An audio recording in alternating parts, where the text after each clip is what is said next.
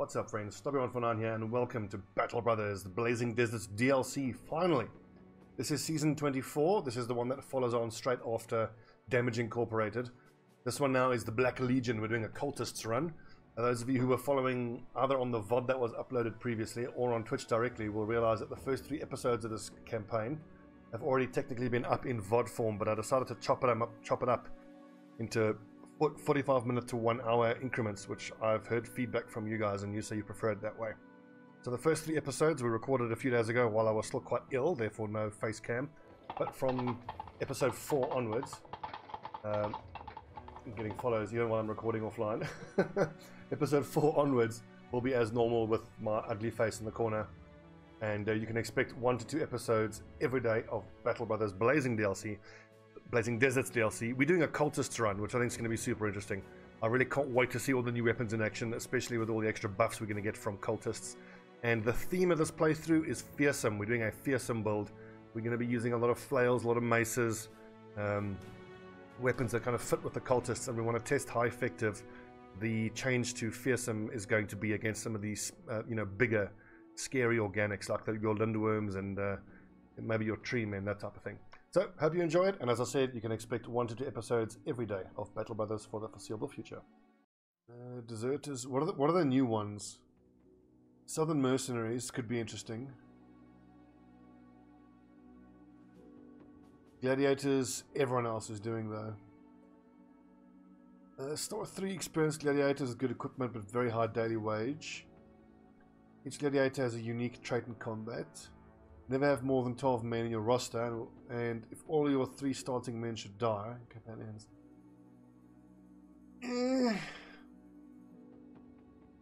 Everyone is doing gladiators. Have they changed beast slayers at all? So start with 3 beast slayers and decent equipment, some beast trophies.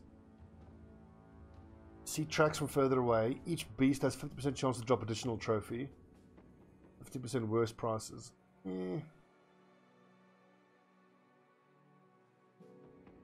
I really don't like Lone Wolf. I do quite like Northern Raiders. Where's Northern Raiders? These guys are badasses. 3 experienced barbarians. High chance to get any items from slain enemies as loot. Start with bad relations to most human factions. Love Northern Raiders. What do you reckon, boys? Beast Slayers or Northern Raiders? Or Cultist. Stop fucking around and let's just spill some blood for Davkul.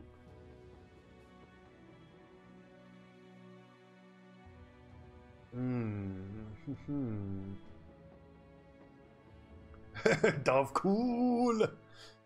Man, Davkul is tempting, but maybe this isn't. It's one of the hardest starts. I see. I was going to say one more vote will settle it, and then that was it from Raging Fury. It looks like we are bringing glory to Davkul. Start with a group of 4 cultists, poor equipment, more cultists will flock for you. Will occasionally demand sacrifices, bestows upon booze. Hang on, you know what? Oh my god. You know what? Here's what we're going to do. It just occurred to me. The change that they made to fearsome is insane for the cultists. Because the cultists get plus resolve. Holy shit, the cultists are going to be bonkers if we can get them strong. Come, give me a company name. I like that. This is a nice little Easter egg of Dark Souls. I like this for Davkul cultists.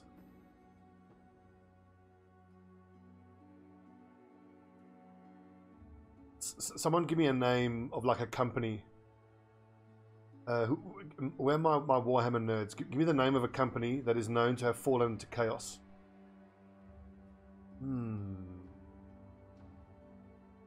You know, like you have like with the Space Marines, you have like the Blood Angels and stuff like that.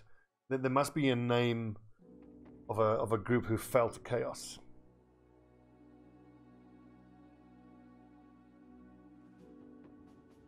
Plus, you can buy slaves. How don't run away. That's actually interesting.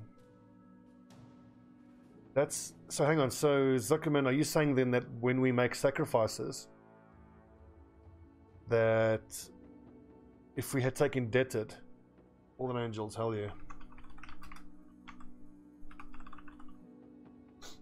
But then I think if we're going to go with Fallen Angels, then this Black Banner is maybe more.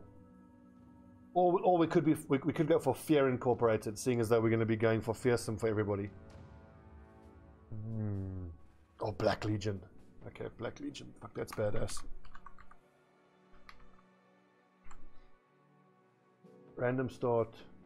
Expert, high. Unexplored. Okay, so let's think of some themes. We maybe could use three-headed flails a lot. My liege. Good tonight. Will you come with me to Camelot and join? However, I do have to bear in mind that I want to build a squad that I am going to assume is going to use all of the legendary weapons. So we need at least one dagger specialist to use the obsidian dagger. Yes, Davkul awaits. Let's do some planning and theory crafting. So we're going to have a standard 7 and 5 setup. Okay, so imagine 7 and 5. Front and center, I think we want our dagger specialist. Or maybe... Okay, look, let's think of all the legendary weapons that we know we're going to get. We know we're going to get the lightning sword. The lightning sword needs to go on a sword tank. Ideally, the most godly, unkillable tank who we are going to give only defensive skills to, and Lone Wolf. And then his destiny, he will fulfill his destiny by being the guy who holds the northern flank in the Black Monolith. That's his only job. But in the meantime, then he can hold one of the inside or outside flanks as a sword tank. I think of the 12, we want 2 tanks. We want a sword, maybe 2 sword tanks, because Riposte is so good. Okay, so the lightning sword will go on one of the 2 sword tanks. We'll have a dagger specialist. We're going to have a 2-handed cleaver user who will get the cleaver that we get out of the ice cave, and then an obsidian dagger user. Maybe we have 2 dagger users. This could be the god tank.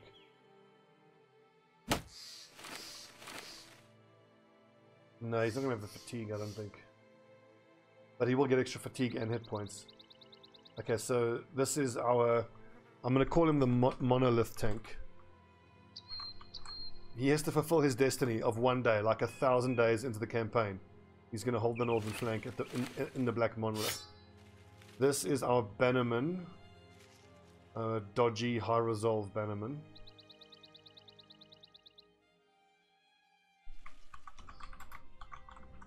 I mean, with these amount of points in initiative, he could actually be quite defensive.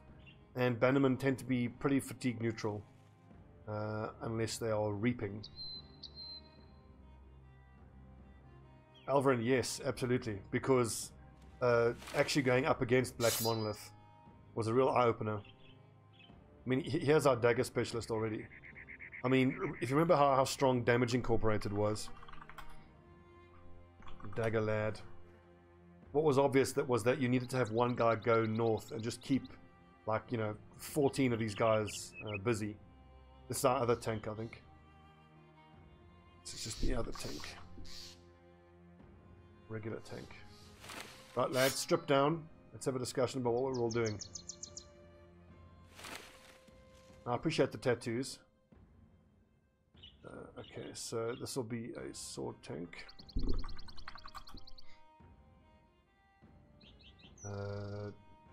Bannerman, monolith tank, dagger lad. Decent start.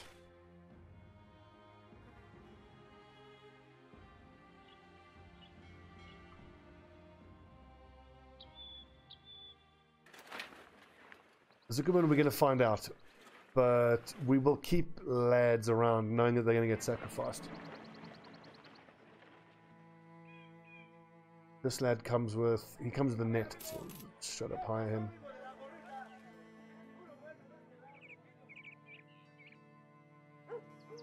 Escort a day to the west. We'll take that. And what else do we have here? I'll take that. We need some butter knives and some shields. Cheap throwing nets, we should take them whenever we find them. Oh, you are having a laugh. Ugh. Well then. This right here is a sacrifice. This lad is good for he's good for literally nothing else other than throwing nets. In fact, he shall walk around naked in his shame. Pathetic.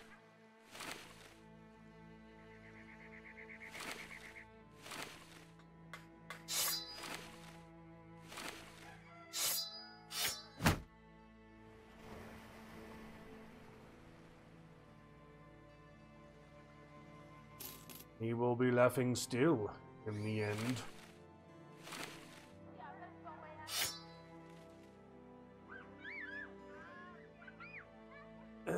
Staff sling. 38, 37. This is what Zagma thanks for the follow. It's one thing about the cultists. Hang on, I should update the stream title. Manhunters. God. Davkul cultists.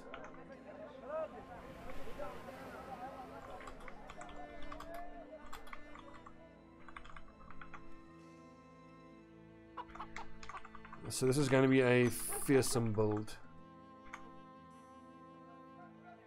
What I'm most keen to find out about fearsome when we level everybody with fearsome, like it's just obvious that it's going to be super effective against like raiders and some lower level nerds.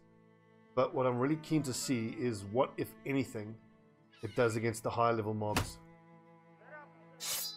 We're going to sell that skirmish axe because that's just good money. Yeah, conductive. The manhunters fucking sucked. I really did not enjoy it. I may well come back to it. I'm probably going to experiment with it offline.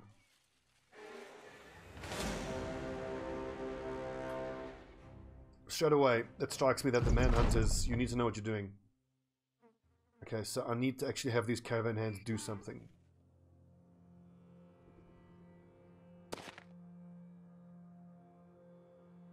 In the past, if I've moved back, then the caravan hands do actually come forward. But these lads are looking like they are in big trouble.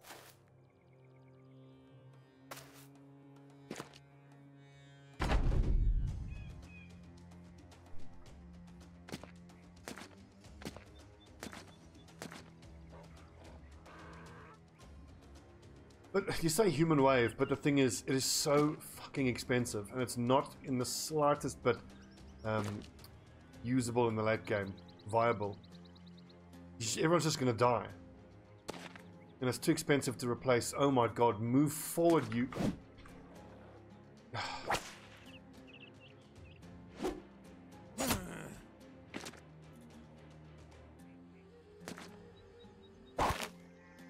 Well, our dagger dude is dead already. Off.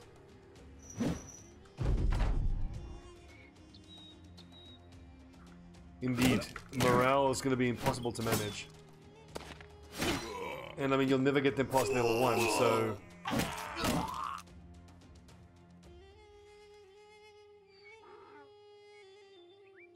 I need to restart this. I can't have Landrick die here. I haven't streamed for a while. Was it killed or struck down? Killed. No. Let's start this again.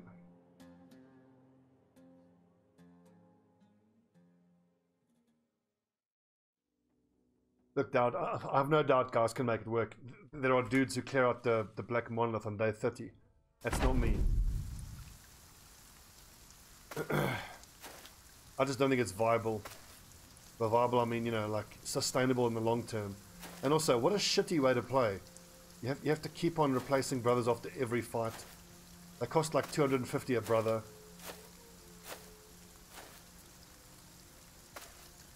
I think it would suck. It would absolutely suck ass and not be good at all.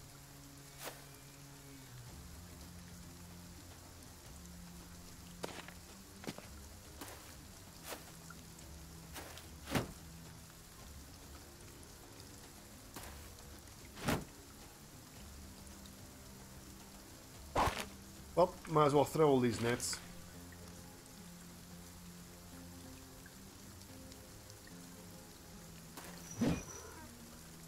55, missed 59. Can't rotate them. What do you mean rotate them all the time? Oh, you mean I keep replacing them, you mean?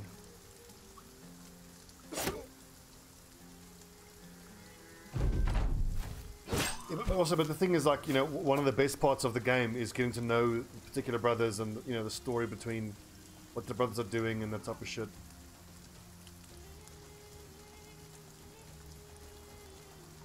Well, which would make a little sense, Raging Fury, if your core guys were actually damage dealers.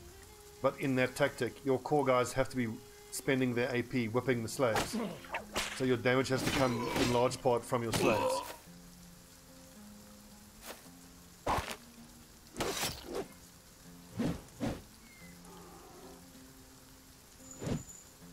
Fucking hell.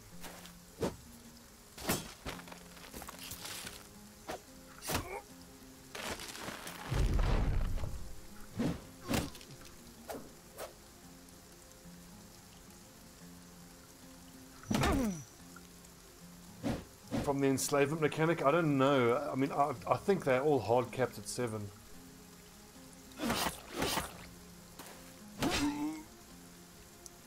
Well, I mean, I feel like the cannon fodder strategy is a pretty crap strategy. Die. Fucking hell. How we...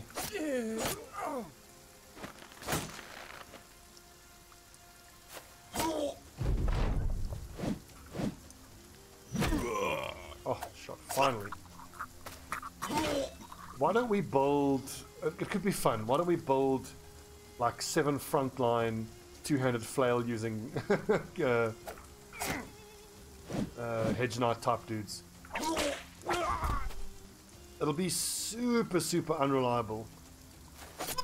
But I mean, like, if you're going to go for fearsome, then that might be actually what I would do, because one of the big problems with fearsome is that you don't get any usefulness against undead. But if at least if you are busy giving everybody two-handed flails, at least then you get past the shields, and in a large part the shields are what you struggle with against undead.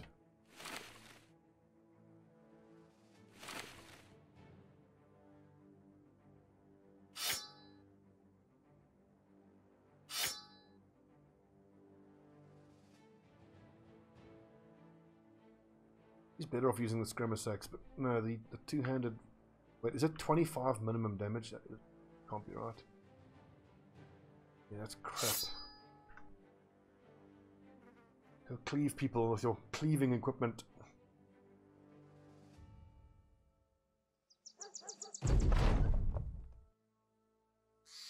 The three-headed flail absolutely has its place. It just really struggles against armor.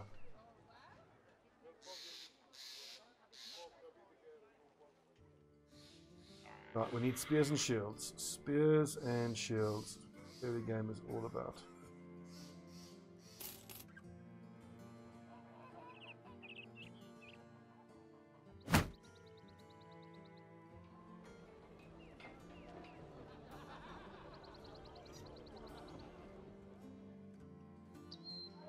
Well, yeah, I love the way the new Headhunter perk works, because you use the second ability for the guaranteed head hit.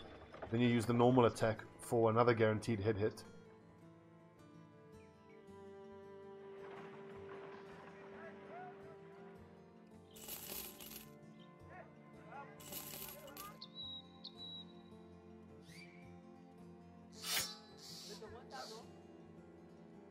So these crappy lads need to be on the front line. We can pick up another lad, maybe someone with a pitchfork, ideally. That's a lot. That's almost all our gold. We're not spending that. I love a butcher. I also love a historian in the early game. Of course, we'll replace him, but he has so many good events. Oof, garbage. Is he content with being in reserve?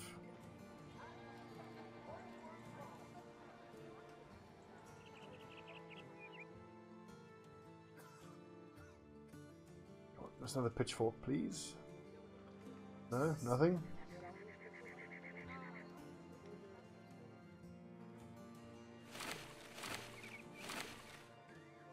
Well, on the subject of the flail and axe juggling, I will just point out that if you don't hit that shot with the axe, then you've just wasted a lot.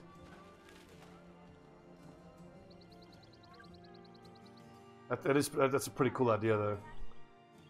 But the problem with duelist is, whoopsie, wrong one.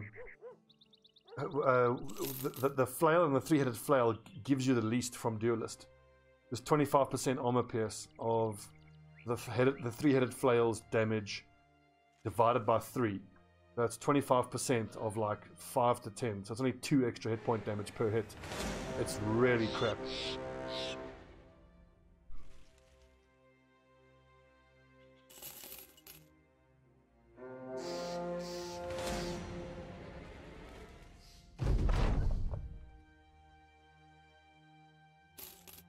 I mean, for the longest time, I've been a huge fan of two-handed weapons. I feel like two-handed weapons are so essential because being able to deal with large numbers of enemies is so important. There's so many swarm fights.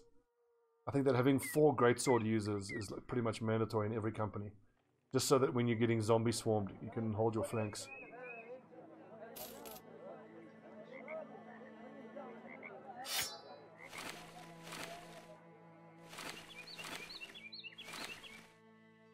Give me some basic bitch armor, please. Lads. 35. Ugh. 34. I'm gonna buy both of that wood because that is so cheap. I love wild men. They're probably one of my favorite backgrounds, especially in the early game. Well, we said we're not going to be using Fangshire this playthrough. I've become too dependent on that fighting at night time with the Fangshire bonus.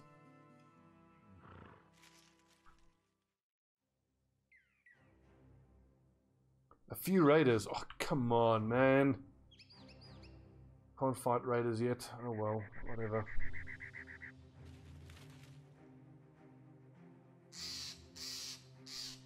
Yeah, but the Speedtum is still only a single target though.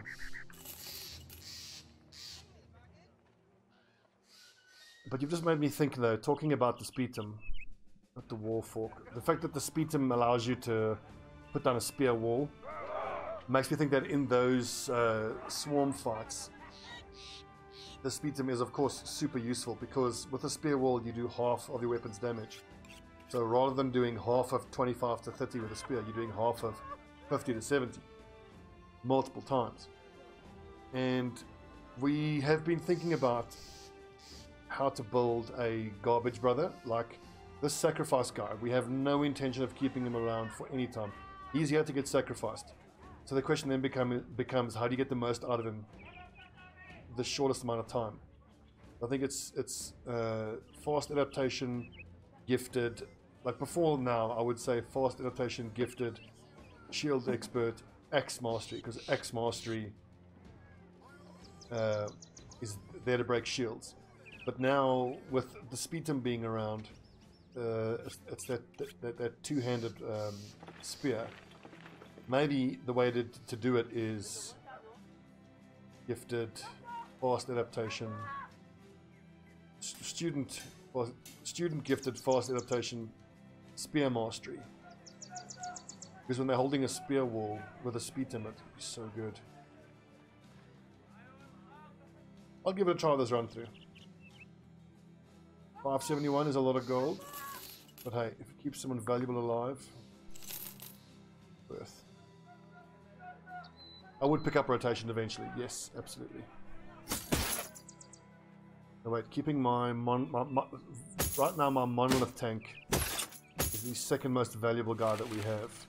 The number 1 most valuable is our dagger dude.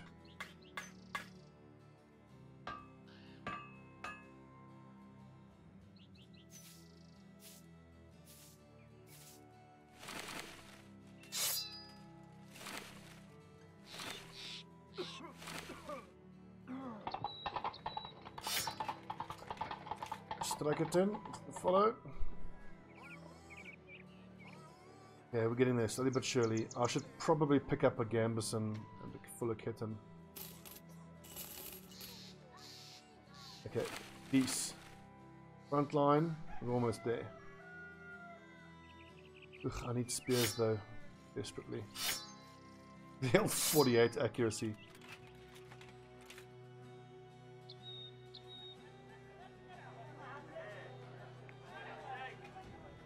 But I'm very curious to see what we get out of having Fearsome on all these lads. They're going to have very high resolve, these cultists.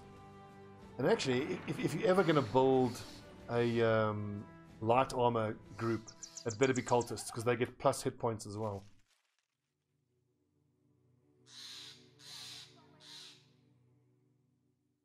This is hunt down what terrorizers. The webnecks. I really don't want to fight spiders now. I need spears. 55 to 75. If the spiders would follow me around, I'd be a lot more keen to fight them. I don't think we have a group that can kill spiders yet.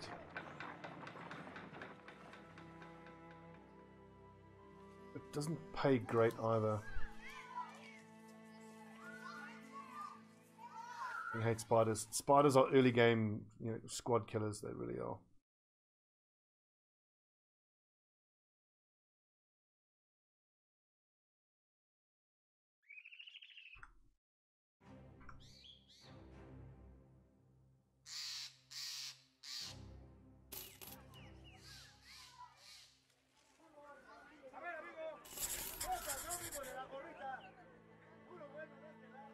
Oh, give me them spears.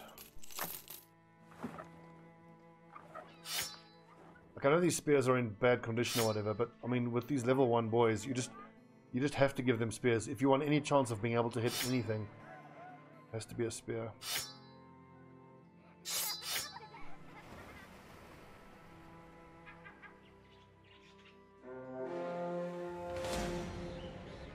They're going to chase us. Good, because then this trading caravan is going to get some friends. Help us.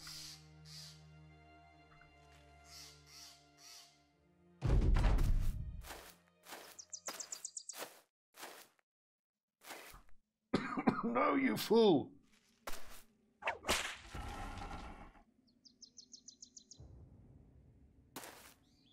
Yeah, meat shields sound good until you realize that they're going to be buffing up these noctures. If this dude runs forward, I'm going to scream.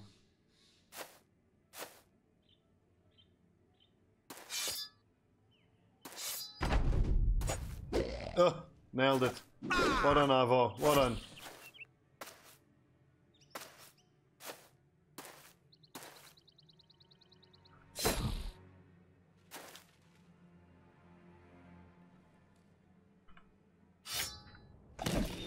Oh, that was a god hit. That must have been low. 40% chance.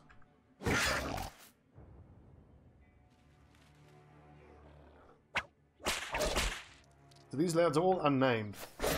But maybe we should only give them viewer names once they hit like level 5. And the sacrifice lads, we certainly don't give them names. Because we know they're not long for this world.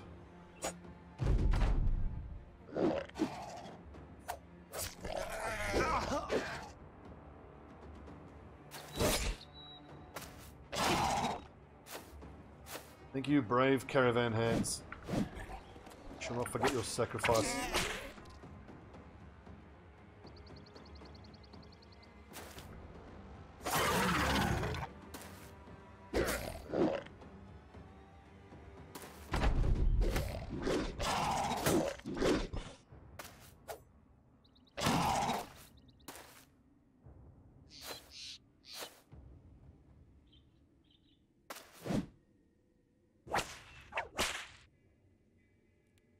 Wolfster.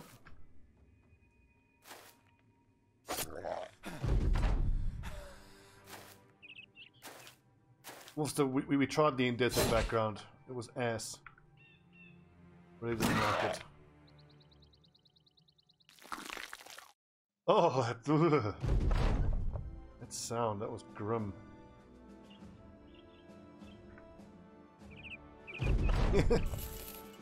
What's wrong with him? Oh, his head fell off. Oh. Oh, well, give him the day off. Take your afternoon off, mate. Your head's come off.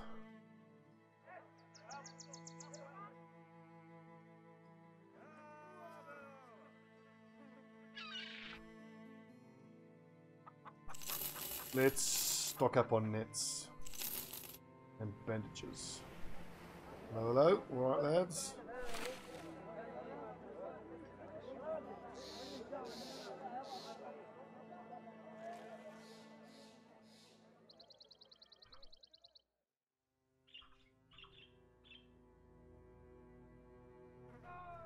Oh, that's Hammer's mark. I thought it was Hammer's mark. Reach it from Hammer's mark. I want the safe. Flog that. And if I buy 2 pitchforks, we can get just 2 more bodies in.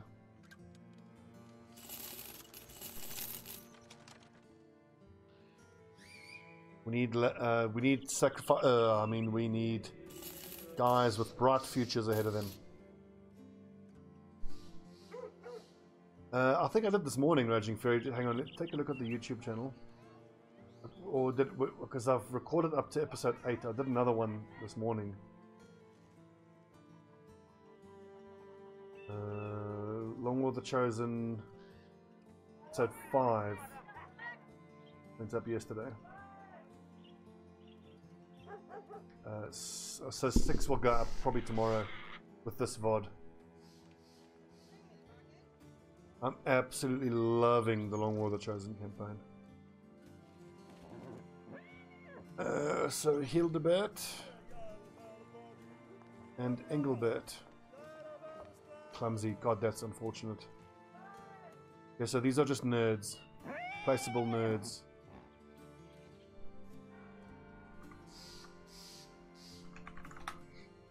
Like, imagine joining a new company and they go, okay, cool, welcome. You're like, what's my job title? Sacrifice. And they're like, wait, what is that? Never mind. Here's your pitchfork. Good luck.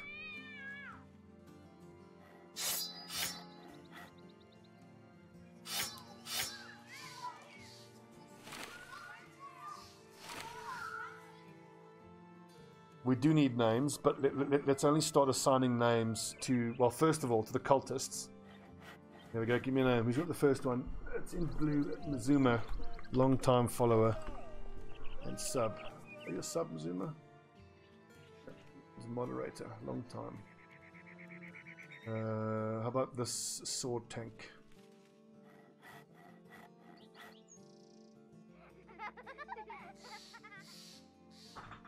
I don't know if I want to be giving names, viewer names for sacrifices. Because if I do that, I can't guarantee that you won't get impaled.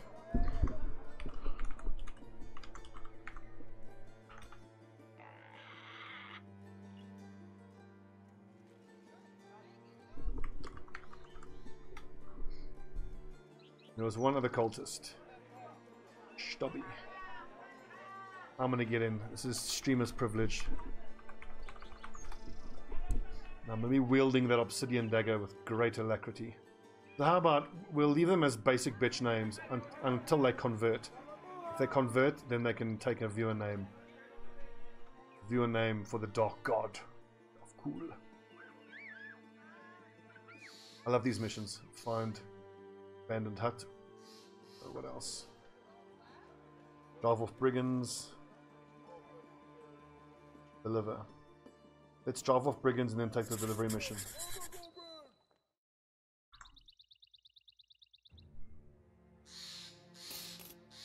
Whoa!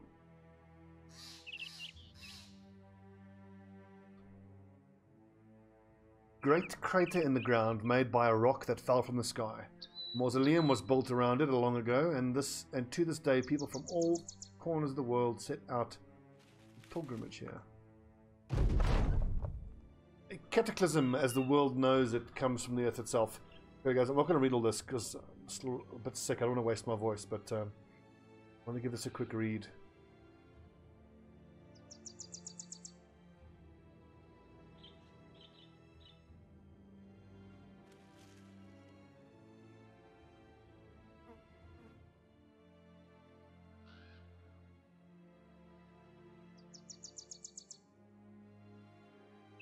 My liege! Good Sir Knight, will you come with me to Camelot and join... All right. Let's pray to Davkul.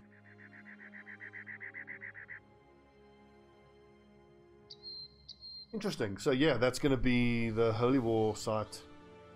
Our faith will lead us here in time. Now here's my question. Does that... I can't see yet. Does that allow us then to buy the cartographer? Does that count as a legendary location? Because for the cartographer you need to have found a location. Please don't be poachers. 4 raiders. Ugh. Well, we outnumber them 2 to 1. How do I think squeezing myself in here is the best way to do this. Doesn't count, that's unfortunate. And again, I made the mistake of running that lad forward. I'm so in the habit of having guys with rotation. I've got to be so much... I need to get my head in the game and remind myself I'm playing a low level warband here. And get lads killed. Whoa! That's pretty decisive. Uses throw javelin and hits Volmar. Straight in the physace.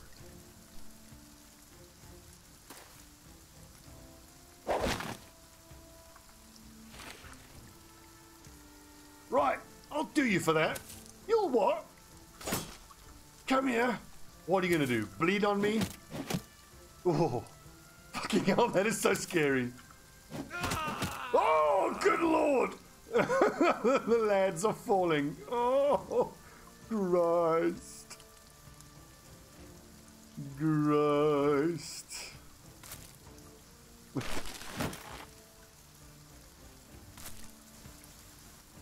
Should offer these guys health insurance when they join. Make a fortune.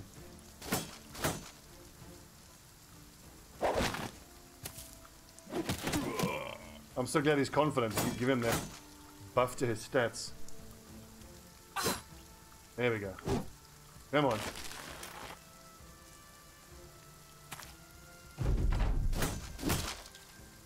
Apparently we are using the Captain Zap Brannigan approach.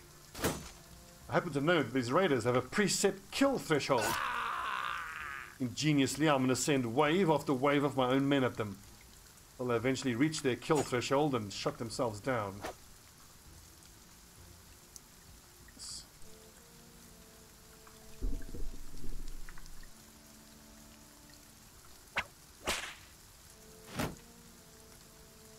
Just standing there, really?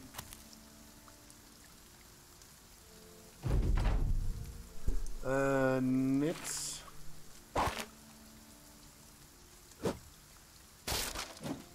Yeah, rip Sparrow 4.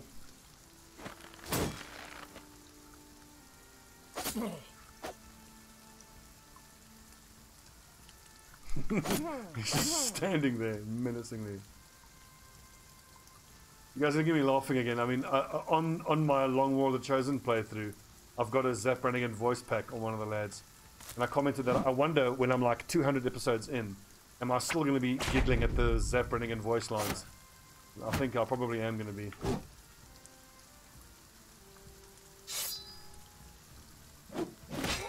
Man with no name, Zap Brannigan, the Velour Fog.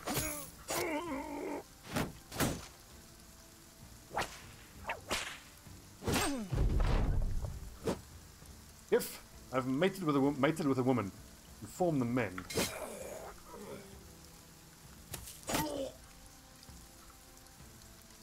Right, Mazuma, you just keep that lad busy. Ooh, careful. Right, Sparrow 4, like no pressure, mate, but if this dude hits you one more time, you're gonna come over with a case of the deads. Come on, give us a headshot. Stabbing Stobbie. One more. Here we go. Damn it. No. Whew.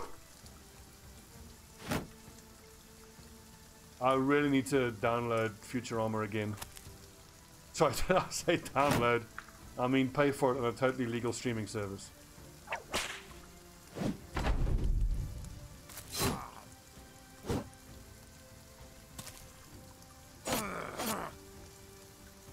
Give me this tier 2 lad, tier 2 stuff. Oh, whipped to death.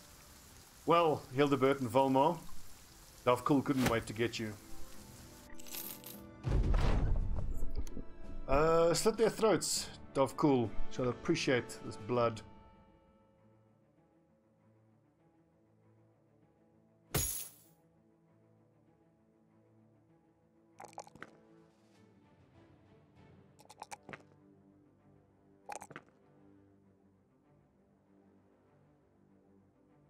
Okay, so for the tanky lad, ooh, +3. Actually, no, I shouldn't take that because that is the minimum he can roll with 3 stars. But then again, I should take that every single level. His fatigue is not great, but it will be upped. It will be upped.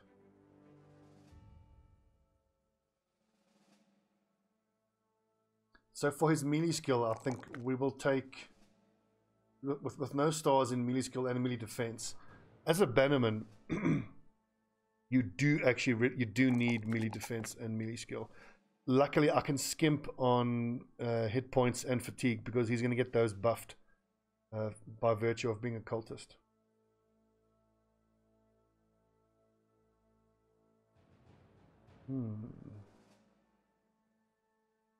You do, Sparrow, you do. It happens quite a lot, actually. But, you know, their stats are absolutely terrible. So I think until we get like let's say 65 melee skill, we'll switch across to flails once we had 65 or 70 melee skill. Because at this stage, you really do need the spears to offset the shield defensive bonus and the dreadful hit chances that we have to begin with.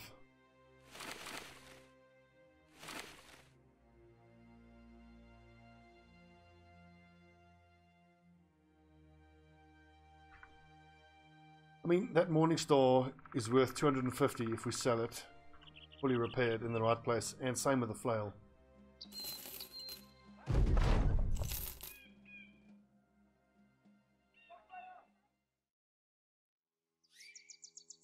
What do I need? I just need bodies, don't I? 1,200.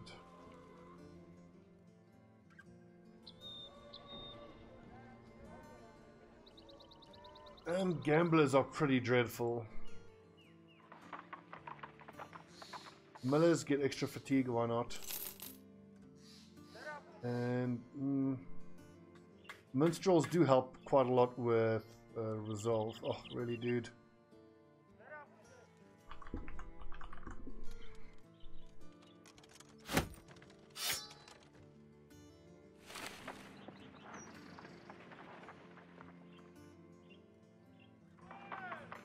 Region of South Bloom, a long way to the northwest. Oh, there's South Bloom. Show him the darkness! Yes! Roger, sacrifice, converted to cultist.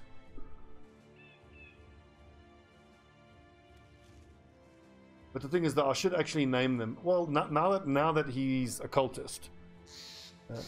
Clumsy, so he's got dreadful skill. What do we do with him is the question. Why don't we try and make him a very, very high initiative dodgy duelist with a flail?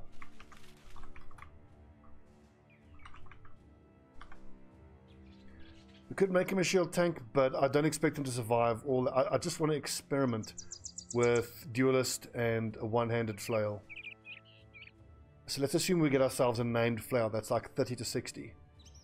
Half of which ignores armor. Well, 30... Well, let's not expect it to be a legendary. Let's just say it's base. So 30 plus a 55 ignores armor. That's decent.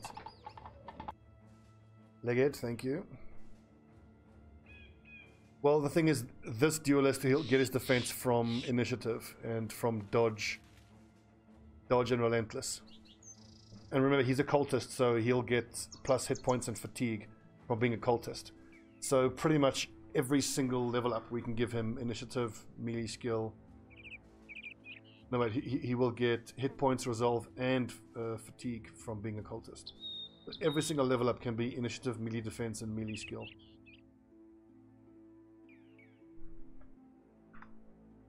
I don't think it's going to be great. I don't think it's going to be even viable.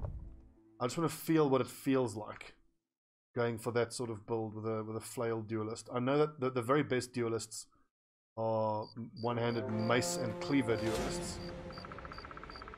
But I'm also wondering that, like, if you have someone who's light and mobile and quick, especially, you know, in the early game, he could be really good.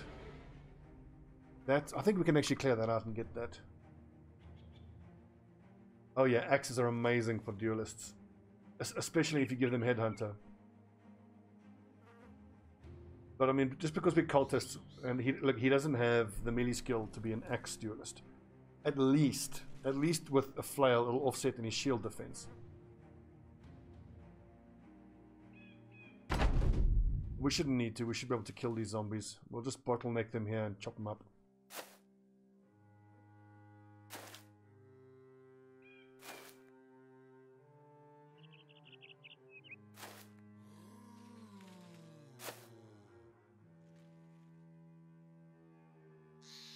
So Sparrow, in our experimentation run, we did a sword duelist. And like the extra hit chance is nice, but he just does absolutely nothing against armor. Which we're going to have the same problem, honestly, with a flail duelist. But at least, you know, I can think of him and play him as a headhunting specialist. His job, honestly, like, we will give him fancy feet, so he has to pop in and out of the battle line, identify guys who have weak or no helmets, and then just literally just lash them on the head, get in, get out. The thing with the cleavers also don't perform very well against armor, but at least they're applying bleed.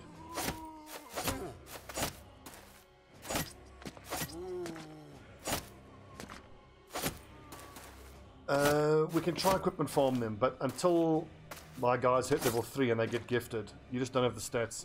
And we don't have any daggers yet, so I couldn't really dagger these guys now. This is purely for XP, Crystalon. This is what my lads need the most right now is XP. We are hurting for XP.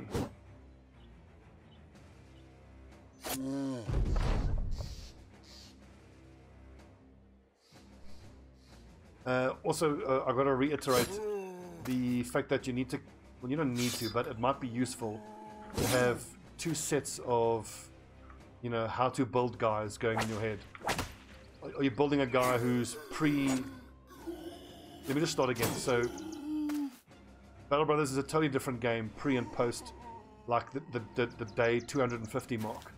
In the first 250 days, you just need builds and lads who are going to get you to day 250. I mean, at the beginning is just a slog to getting a full squad of level 11 guys. Once you have that, then you can start getting a bit more particular and picky about loads of stuff.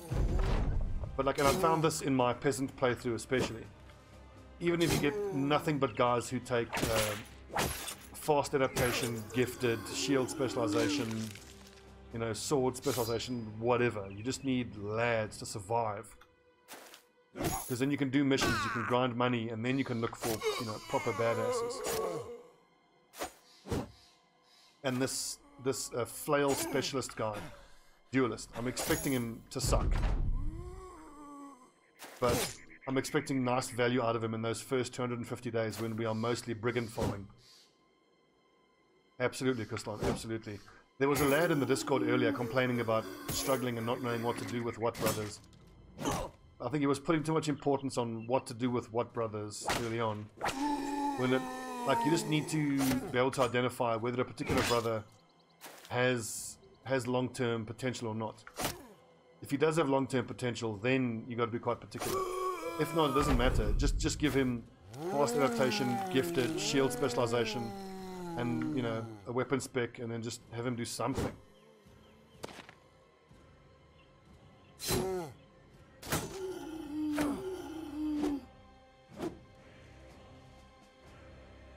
So Bantha, if you recall one of my earlier seasons, that we fell into that honey trap. We were recruit farming, and we just fell so far behind. Okay, so Engelbert is going to join Davkul shortly.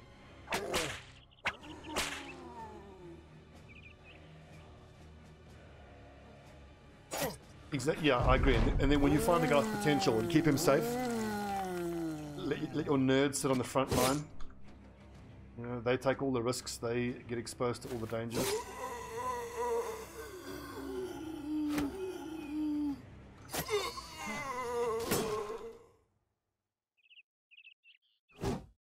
Oh, well, Engelbert, we hardly knew ye. Oh, he dodged.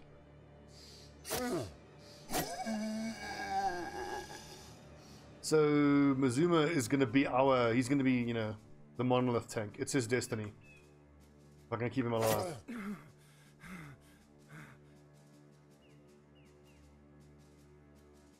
Well, actually, Sparrow, having the going for uniformity is not the way to go. Variety is absolutely the way to go. Also, think of the legendaries. Remember, you're going to be getting one legendary dagger, one legendary two-handed cleaver, and that lightning sword. So you need at least guys who can use those weapons.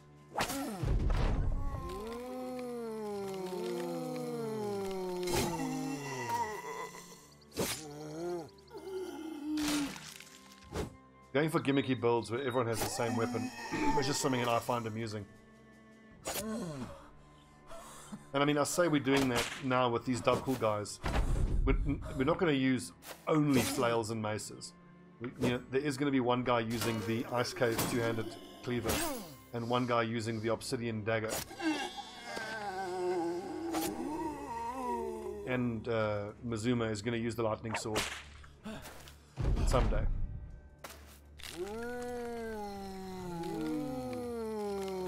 Oh, now we've got to put him down again.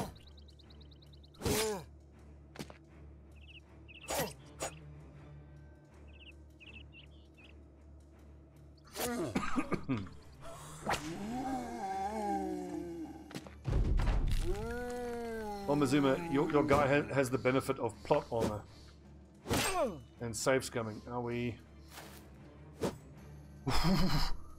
You kill the other tank, that would be not great. Come on, lads. You fucking headshot, thank goodness. So what started as a bit of casual XP farming has become a life and death fight.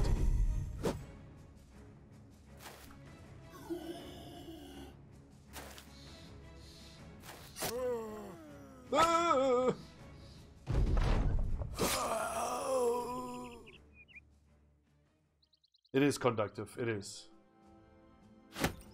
But I mean, as we saw in our experimentation campaign, you can get there, you know, comparatively easily. Especially if you save scumming, like I'm gonna be.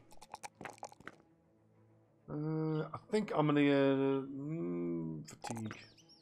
Remember, he's gonna get resolve and hit points from cultist levels. Can't wait to see what Stobbie can do. 56, so melee skill 2 stars is 3. 30, so 86. It's actually not that great. It's okay for a dagger guy.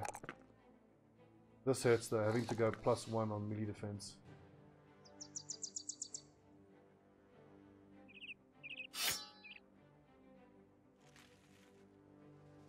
Flail duelist, banner, dagger lad, sword tank. We need to hire some more sacrifices.